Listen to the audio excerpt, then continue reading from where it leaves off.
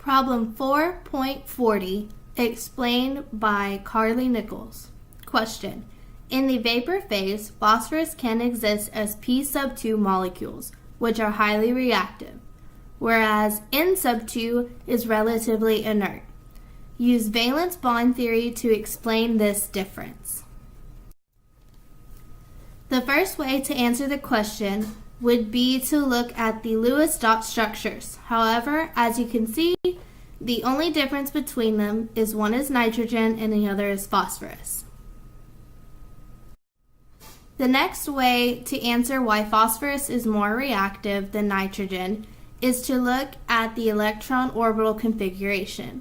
When you look at nitrogen's orbital configuration, it only goes to 2p because it is on the second row of the periodic table.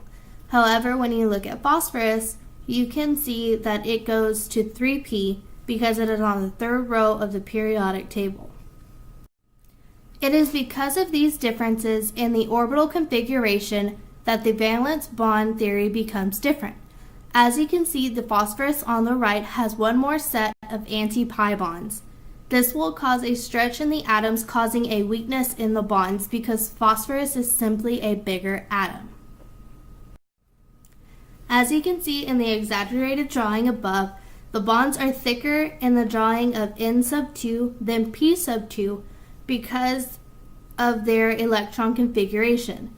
The N sub 2 is also more stable because the bonds are thicker. The Lewis structure of P sub 2 is similar to that of M sub 2. However, P is a larger atom than N, and as a result, the bond length is longer, resulting in a poorer overlap and therefore making a weaker and more reactive bond.